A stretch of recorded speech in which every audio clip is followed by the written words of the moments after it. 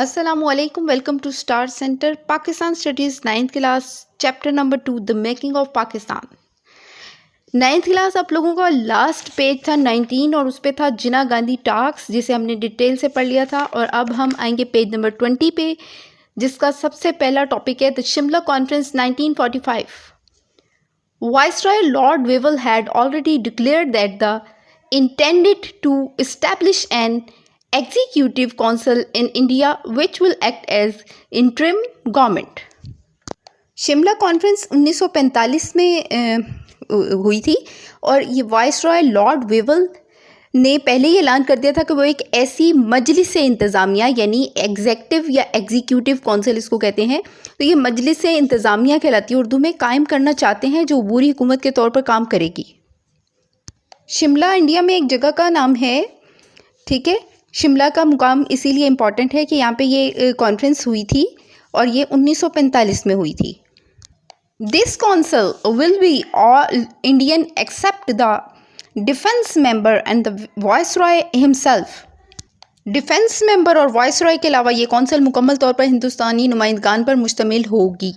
यहाँ पे interim government का यूज़ हुआ है, टर्मिनोलॉजी यूज़ हुई है। इसका मीनिंग होता है अबूरी हुकूमत। अबूरी हुकूमत कौन सी हुकूमत होती है? जो टेम्परेरी होती है, आर्जी तौर पर। The Hindus and the Muslim will be given equal representation in the council. हिंदुओं और मुसलमानों को कौंसिल में बराबरी की बुनियाद पर नुमाइंदगी दी जाएगी। To discuss the formation of the proposed council as well as the programme of transfer of power, the Viceroy met the leading Indian politicians in a conference held at Shimla in June 1945.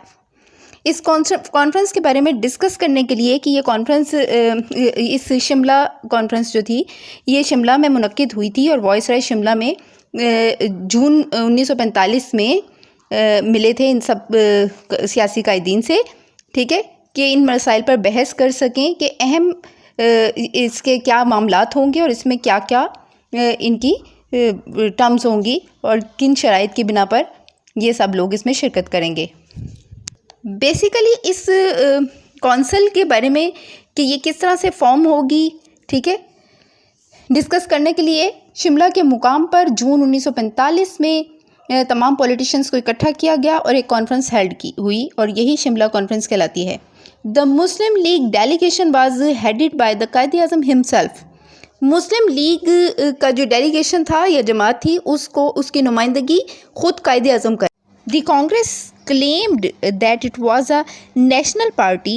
Congress ने claim किया या दावा किया कि वो एक national party है यानी कि कौमी पार्टी है and represented all the Indian communities including the Muslims, और वो रिप्रेजेंट करती है या नुमाइंदगी करती है तमाम कम्युनिटीज़ की जिनमें मुसलमान भी शामिल हैं।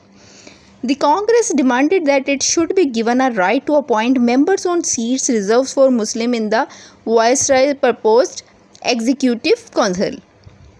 कांग्रेस ने डिमांड की कि उसको भी हक हासिल होना चाहिए कि वो मुसलमान मेंबरान को वाइसरॉय की मखसूस की हुई नशिस्तों में नामज़द करें और ये इस बात का राइट मांग रहे थे, ठीक है।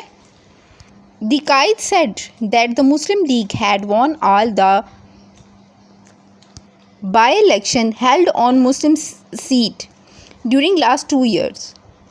He asserted that only the Muslim League had a right to nominate members against the quota specified for the Muslims in the Viceroy's Executive Council. Lord Wevel announced failure and the conference broke on 14th July.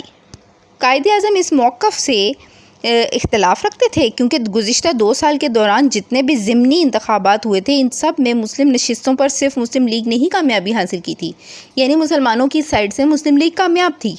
इस बुनियाद पर कायद-ए-आज़म दावा करते थे कि अब सिर्फ मुस्लिम league ही एक ऐसी जमात है जिसे हिंदुस्तान के मुसलमानों की नुमाइंदगी का हक हासिल है।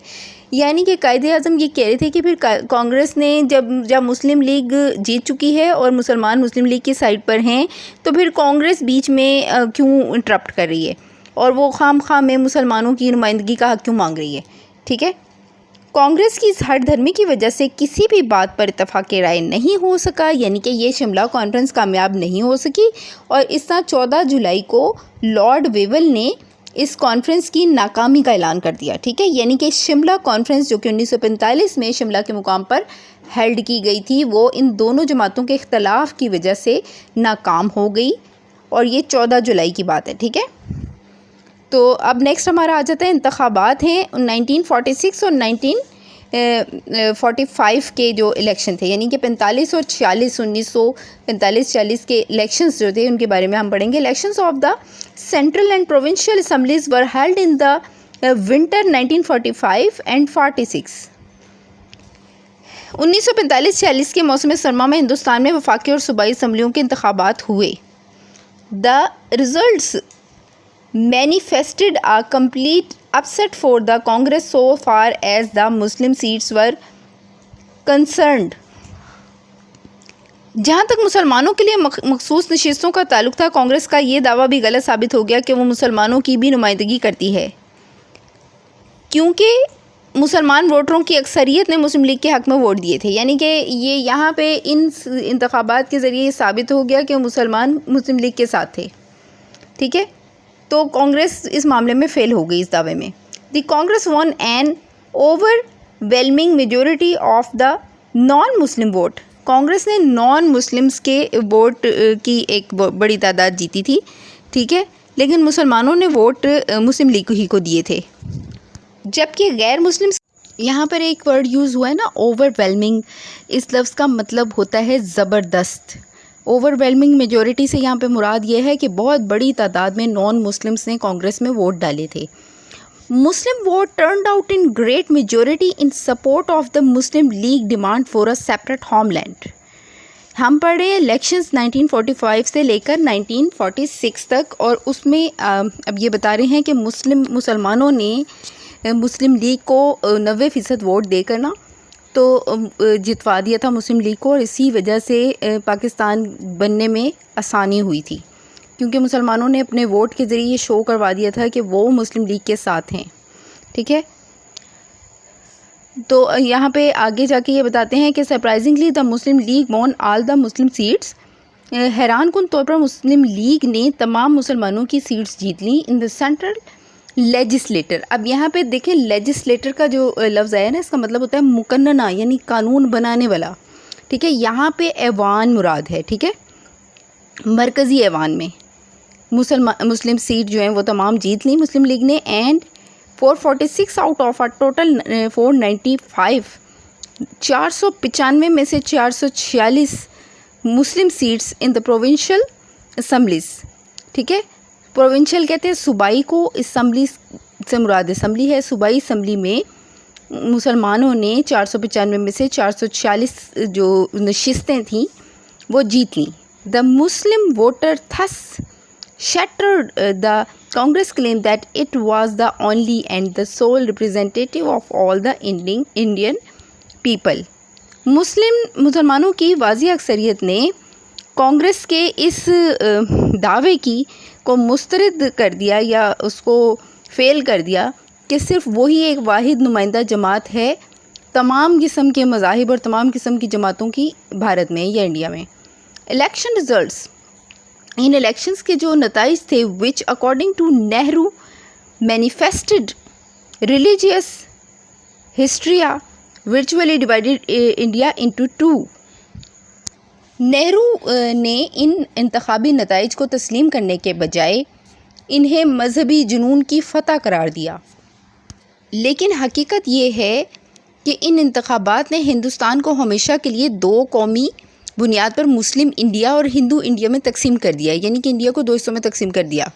इन इंतखाबात ने वाज़िया कर दिया या क्लियर तौर पे पता लग गया कि मुसलमान जो हैं वो मुस्लिम लीग के साथ हैं और हिंदू और बाकी तमाम नॉन मुस्लिम्स जो हैं वो सब कांग्रेस के साथ हैं।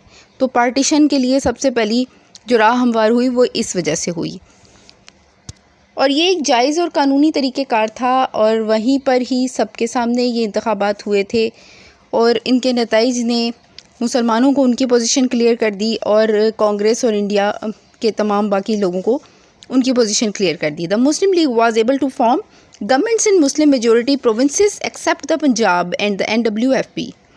मुस्लिम लीग कामयाब हो गई अपनी हुकूमतें बनाने में जिसमें मुस्लिम मेजॉरिटी के सूबे शामिल थे सिवाय पंजाब और NWFP के। NWFP कहते हैं ना सूबा सरहद को।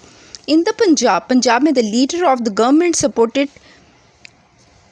यूनियनिस्ट पार्टी, यानी कि शिकस्त खुर्दा जो इलेक्शन में पार्टी थी उसके जो हेड थे खिजर हयात Tawana, was able to form government with the help of the सिखों की मदद से कामयाब हो गए हुकूमत कायम करने में पंजाब में। एंड द कांग्रेस मेंबर्स, और कांग्रेस के मेंबर्स ने भी उनका साथ दिया।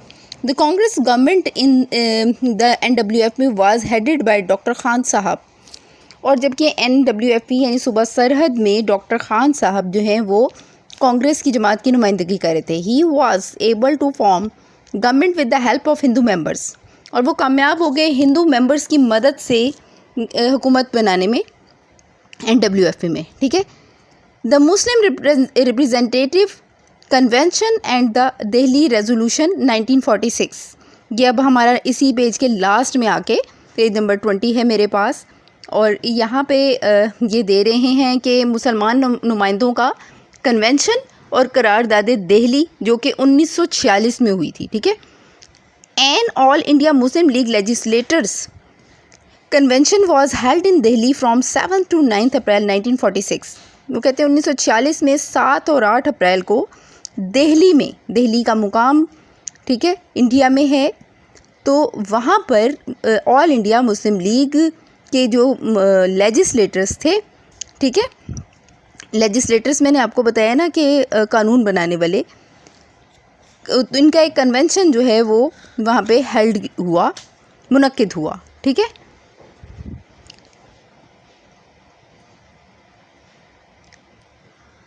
About 500 central and provincial assembly members elected on Muslim League's ticket attended the convention. The convention adopted a resolution. The Delhi resolution demanded that the Muslim majority provinces be integrated into a completely sworn independent state. Pakistan formed the Muslim League. This was the first resolution of its kind which spoke unambiguously about the state of the Pakistan comprising all Muslim provinces of the subcontinent.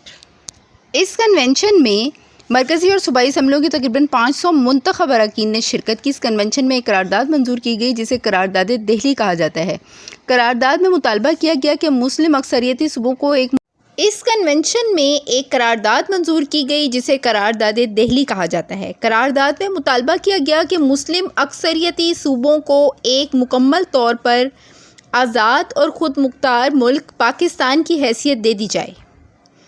Next है हमारे पास काबीना mission का मंसूबा, यानी कि cabinet mission, और ये कब हुआ था? ये 1946 में हुआ था। ठीक है, 1946 जिसे हम कहते हैं। In 1946, the British government sent 3 senior members of the British cabinet as a last attempt to preserve the unity of the Indian Federation. 1946 में बरतानवी हुकूमत ने काबीना के 3 सीनियर अरकान भेजे ताकि वो मुत्तहिद एक यानी कि हिंदुस्तान की तरफ भेजे। These members were Lord Patrick Lawrence, sir Stafford Cripps and A.V. Alexander. ये अरकान Lord Pethick Lawrence, sir Stafford Cripps और A.V. अलेक्जेंडर थे। The mission was entrusted with the difficult task of reconciliation between the Congress and the Muslim League. Members of the mission discussed matters with the high-ranking Congress and Muslim League leaders, including the Quaid-e-Azam.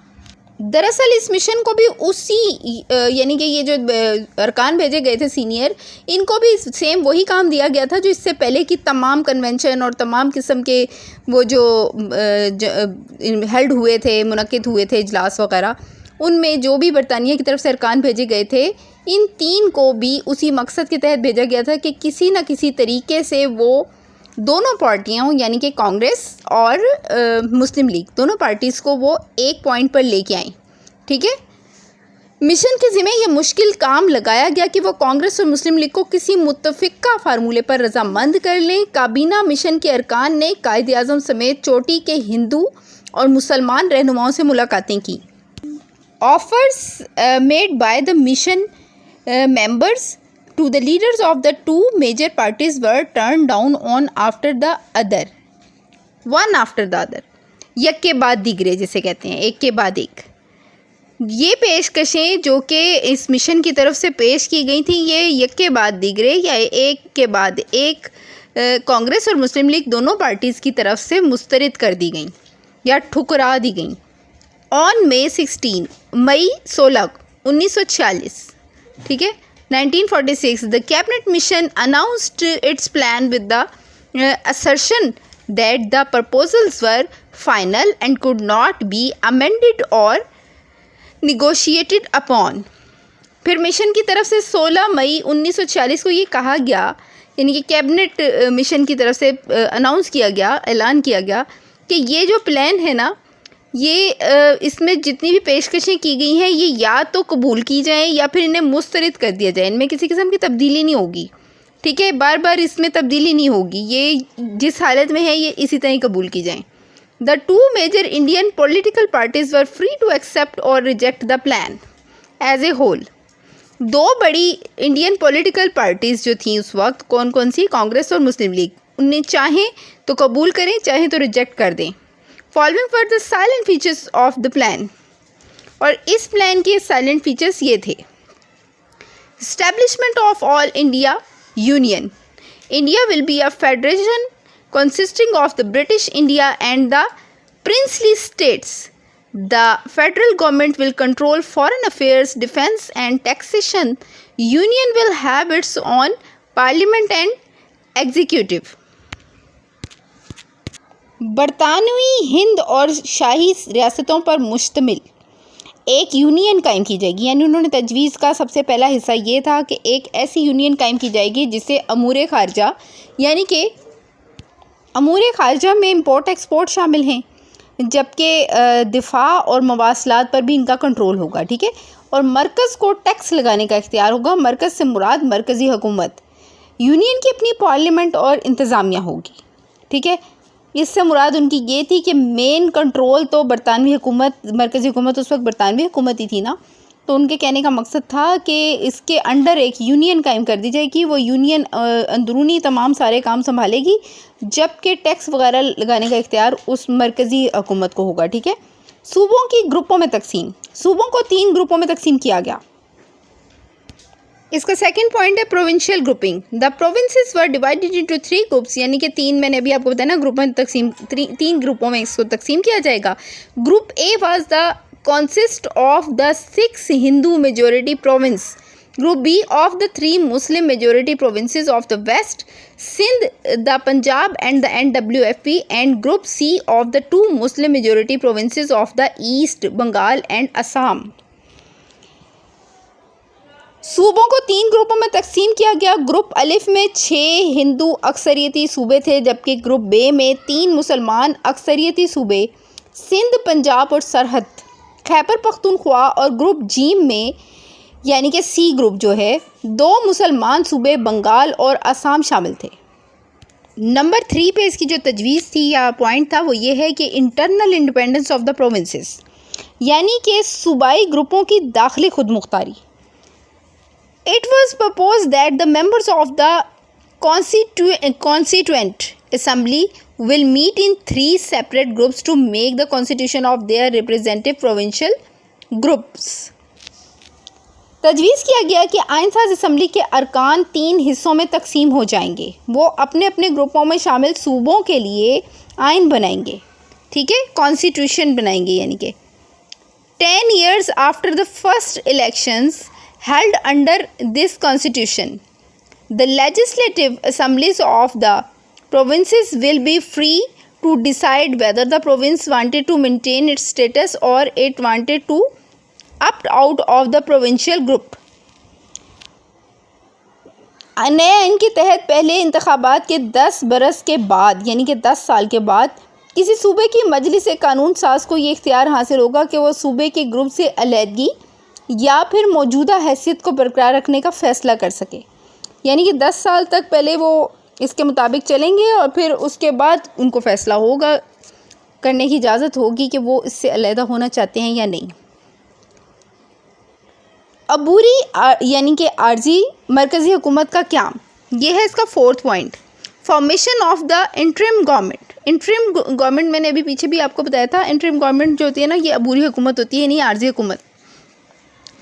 The cabinet mission also propose that a provincial government be established to run India till the making and the implementation of the constitution. Implementation होता है ना, अमल कराना, constitution कहते हैं आइन को, आइन से मुराद होती है कानून। The cabinet was to be all Indian. काबीना मिशन की दूसरी अहम तजावीज़ दस्तूर की तैयारी यानी कि आइन की तैयारी और इसका नफाज करवाना, यानी कि लोगों से इस पर अमल करवाना तक तमाम बड़ी सियासी जमातों पर मुश्तमिल एक मरकज़ी अबूरी हुकूमत का क़याम था, जिसमें तमाम वजारतें हिंदुस्तानी वुज़रा को दी जानी थी। ठीक है, यानी कि तमाम जो सीटें थी ना बड़ी वुज़रा की, वो हिंदुस्तानी जो वुज़रा थे उनको दी जानी थी। The Muslim league accepted the plan with the hope that the grouping scheme will ultimately lead towards Pakistan. Muslim League ने इस उम्मीद पर ये तजावीज़ कबूल कर ली कि उसे ऐसा लगा कि ये क़याम पाकिस्तान की तरफ कोई उम्मीद उन्हें महसूस हुई कि शायद क़याम पाकिस्तान की तरफ कोई स्टेप हो। Nehru interpreted the plan as an appeal and an advice. ठीक है, जबकि नेहरू जो हैं उन्होंने इसे एक ऐसा प्लान करार दिया, मंसूबा करार दिया, जो कि जिसे कहा जाता है, जिसे उन्होंने एक अपील और एक तजवीज़ करार दिया। इंटरप्रेटेड से मुराद है करार दिया। ठीक है, he said that the constituent assembly as a sovereign body मैंने आपको कहा था ना, इक़्तिदार आला को कहते हैं। ठीक है, having a Congress majority obviously shall have the power to amend the plan.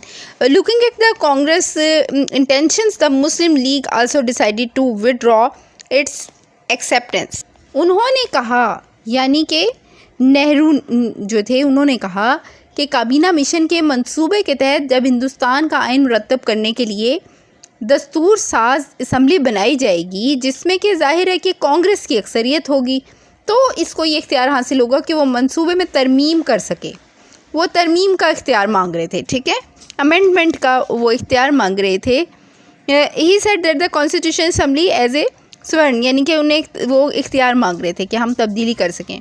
Looking at the Congress intentions, Congress की इस रवैये को देखते हुए मुस्लिम लीग ने भी काबीना मिशन के मंसूबे के लिए अपनी मंजूरी को वापस ले लिया। यानी कि इस मंसूबे की कामयाबी इसलिए नहीं हो सकी क्योंकि इस मंसूबे में मुस्लिम लीग का रुझान तो पॉजिटिव था, वो तो तैयार थे, लेकिन कांग्रेस राज़ी नहीं थी इसको एक्सेप्ट करने पे। वो इसमें अमेंडमेंट के लिए दरख्वास्त कर रहे थे कि इसमें अमेंडमेंट कर दी जाए।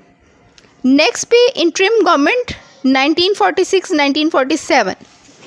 ठीक है, next step was the formation of N interim government for the implementation of the cabinet mission plan. अगला मरहला एक मरकज़ी अबूरी हुकूमत की तश्कील का था। The government was to consist of the Indian representatives. हुकूमत इंडियन रिप्रेजेंटेटिव जो होते हैं ना, यानी कि इंडिया की तरफ से जो नुमाइंदे थे, ठीक है, उन पर मुश्तमिल थी ये government. Negotiation to form the interim government prove difficult beyond expectation. Negotiation से मुराद होती है ना बातचीत, गुफ्तगू। ठीक है, टू फॉर्म द इंटरिम अबूरी हुकूमत कायम, इंटरिम गवर्नमेंट अबूरी हुकूमत कायम करने के लिए जो बातचीत हुई वो काफ़ी मुश्किल साबित हुई इस मंसूबे पर अमल कराने के लिए। ठीक है, एक्सेप्टेशन होता है कबूल करवाने के लिए। The Muslim League betrayed by the viceroy time and again had decided to withdraw her approval of the plan. Muslim League को मंसूबे को तस्लीम करने का फ़ैसला वापस लेना पड़ा कांग्रेस की वजह से, क्योंकि कांग्रेस ने इनकार कर दिया था ना इसको कबूल करने से। कांग्रेस की तरफ से नखरे दिखाए जा रहे थे, तो जिसकी वजह से मुस्लिम लीग को भी अपना फ़ैसला, जो कि अभी हम ऊपर पढ़ के आए हैं कि उन्हें मुस्तरद करना पड़ा। Congress immediately on the Muslim league decision of withdrawal, Congress ने फौरी तौर पर जो ही मुस्लिम लीग ने इस डिसीजन यानी कि फ़ैसले से बाहर निकलने की कोशिश की, तो कांग्रेस ने फौरी तौर पे अपनी विलिंगनेस, यहाँ पे विलिंगनेस है आमादगी, रजामंदी, announce it willingness to join the interim government. फ़ौरन कांग्रेस ने इंतज़ार कांग्रेस की तरफ से हो रहा था कि मुस्लिम लीग जवाब दे। जो ही मुस्लिम लीग ने इनकार किया कांग्रेस की ना शमूलियत करने की वजह से, तो साथ ही कांग्रेस ने जल्दी से कह दिया कि अब हम अबूरी हुकूमत को एक्सेप्ट करते हैं। द वॉइसराय दैम, तब वॉइसराय ने invited the Muslim League to join the interim government, तब फिर वॉइसराय ने मुस्लिम लीग को भी ज्वाइन करने के लिए कहा। The Muslim league accepted the offer. अब ये पेज मेरे पास 21 ख़त्म हो गया है। मुस्लिम लीग ने ये ऑफ़र एक्सेप्ट कर दी इन लार्जर मुस्लिम इंटरेस्ट, क्योंकि इसमें मुसलमानों का इंटरेस्ट शामिल था। This government however didn't function well simply for the reason that both the major parties, the Muslim League and the Congress, had no willingness to cooperate each other, join the government only to let the opponent down। अच्छा जी, इस सारे में वो ये बात कह रहे हैं कि असल में बात ये थी कि जिस बात पे मुस्लिम लीग राज़ी होती थी उस पर कांग्रेस राज़ी नहीं होती थी। ठीक है, तो ये एक ज़िदबाजी सी आपस में चल रही थी और इसके चक्कर में कोई भी मंसूबा जो है वो सही तरीके से उस पर अमल दरामद नहीं हो पाता था, जिसकी वजह से बरतानवी हुकूमत को काफ़ी तकलीफ़ उठानी पड़ती थी इन दोनों को मनाने के लिए, जो कि अब तक की बातों से हमें पता लग रहा है। 21 पेज पे मैं हूँ और उसका बिल्कुल ख़त्म हो गया, लास्ट है, और मैं इसको टॉपिक को ख़त्म करते हुए 22 पेज की जो पहली 3 लाइनें हैं वो भी मैंने आपको पढ़ा दी हैं। इन लाइन्स को मैंने कवर करवा दिया इसमें। तो बुरी हुकूमत वाली बात में आपने सारा समझ गए होंगे कि पहले मुस्लिम लीग ने इनकार किया क्योंकि उनकी मजबूरी ये थी कि कांग्रेस नहीं मान रही थी। फिर कांग्रेस ने मुस्लिम लीग के इनकार के बाद फटाफट इसकी मंजूरी दे दी।